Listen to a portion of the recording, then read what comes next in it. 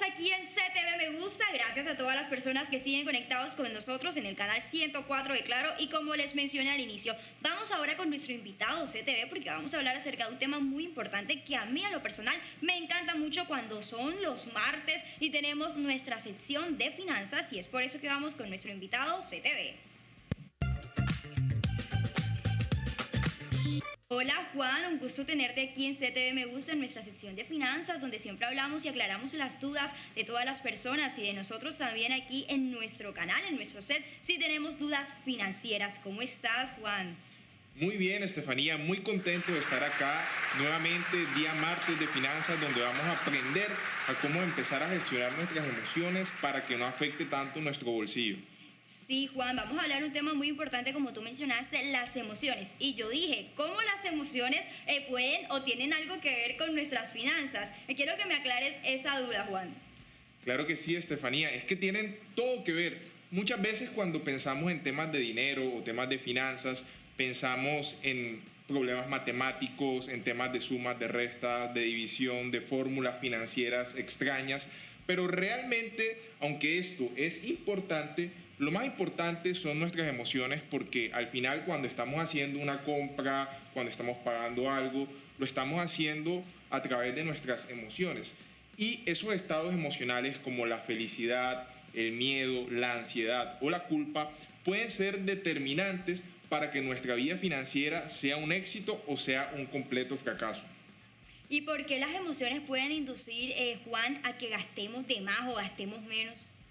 Imagínate, Estefanía, por ejemplo, que cuando estamos felices, no sé si te ha pasado de pronto que nos llegó la prima, nos llegó un dinero extra, entonces ahí nos ponemos gastalones y vamos al mejor restaurante y nos vamos de pronto de vacaciones o compramos ropa de marca, porque nos sentimos felices en esos momentos. En esos momentos de felicidad debemos tener mucho cuidado porque estamos más proclives a gastar. Entonces, si en la televisión o en nuestro celular nos llega una publicidad de una oferta, somos más proclives a sucumbir ante esa oferta, así de pronto no necesitemos de pronto ese pantalón, esa camisa o hacer ese viaje, pero como estamos en un pico, en un momento de felicidad exaltados, vamos, aflojamos el bolsillo y pagamos con un gusto eso que vamos a comprar.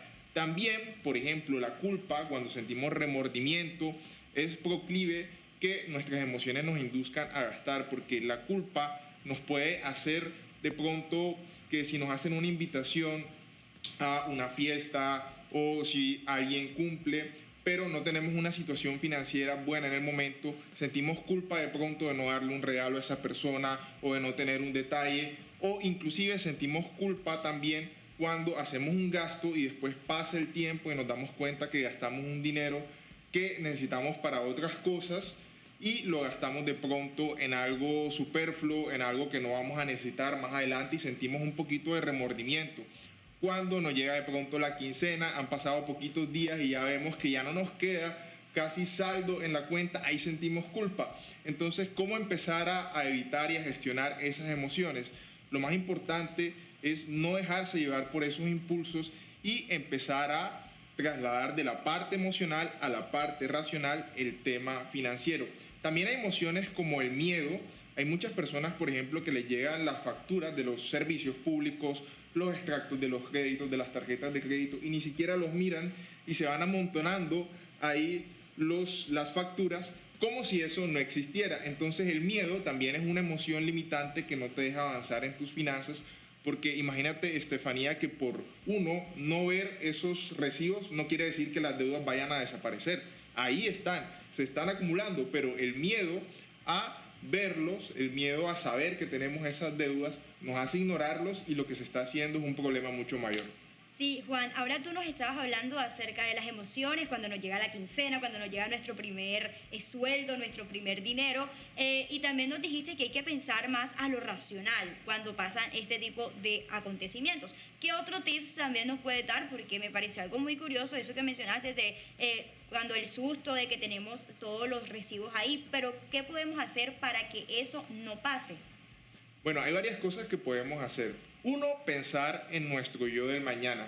Vivimos como si nuestro presente fuera la única realidad que existiera.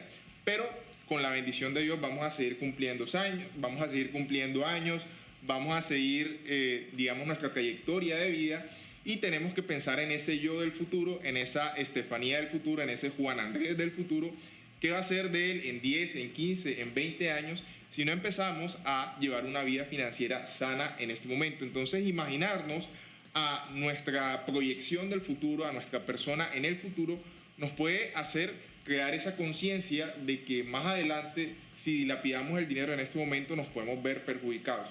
Otra cosa muy importante para mitigar esos impulsos es no caer ante las tentaciones de las ofertas. Cuando vamos a un almacén nos llenan de ofertas el 70, el 80, el 50% y mucha gente cree que está ahorrando dinero, pero realmente lo que estás ahorrando es en gastos, porque muchas veces salimos es a comprar un determinado artículo, vemos una oferta, nos desviamos ante esa oferta y terminamos comprando algo que realmente no necesitábamos. Simplemente vimos la publicidad, nos pareció un descuento muy atractivo, pero realmente de pronto ese producto no lo necesitábamos.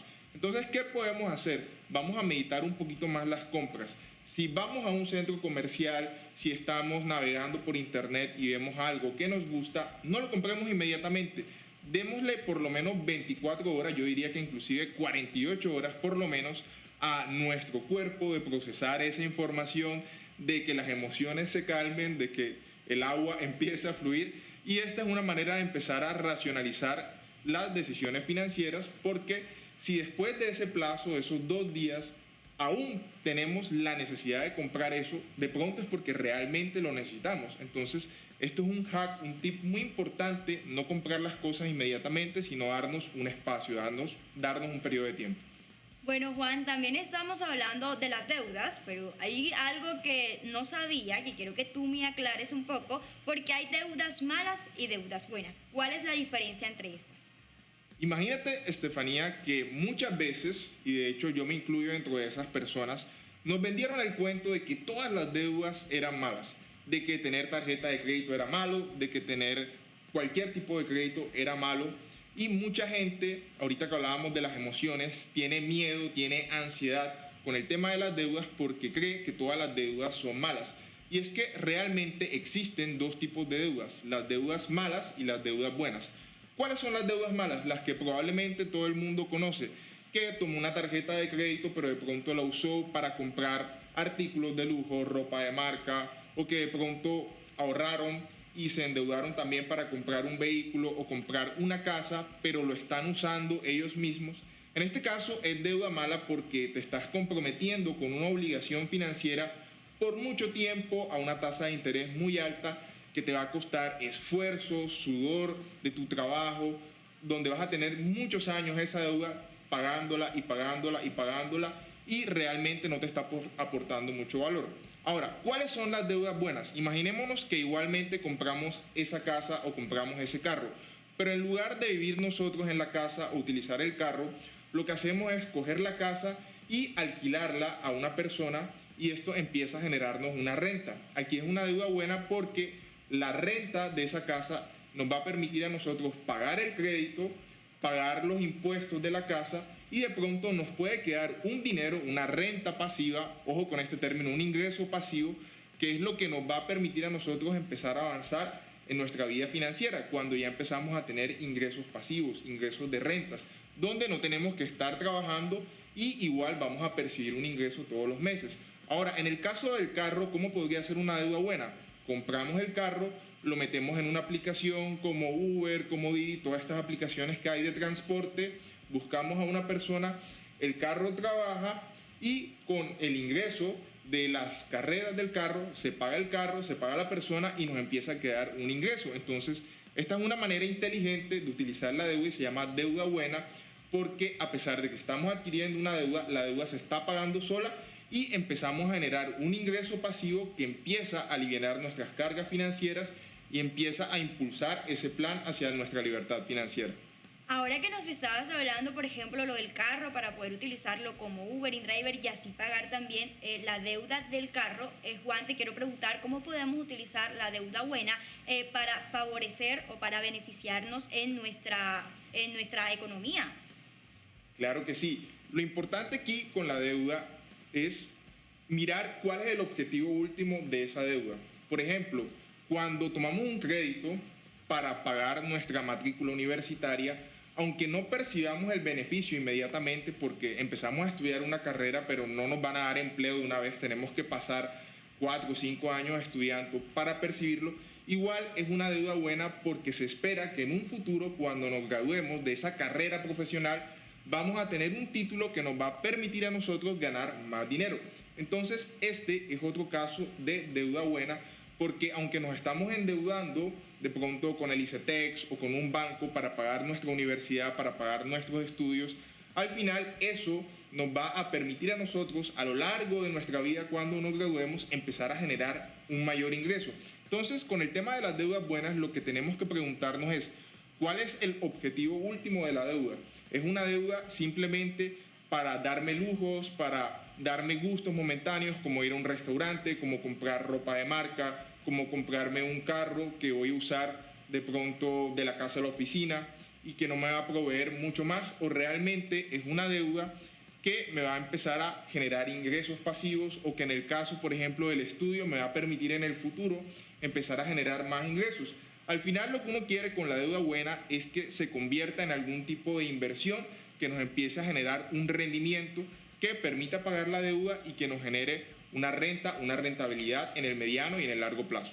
Un tema muy interesante, Juan, el de las emociones y el de las deudas buenas y las deudas malas, que también más adelante aquí en nuestro espacio que tenemos de finanzas vamos a seguir hablando acerca de este tema porque es un poco extenso. Y ya para finalizar, Juan, el día de hoy quiero que nos regales tus redes sociales y también un mensaje para todas las personas que les dejes de que las emociones no deje que sus finanzas las lleven al borde.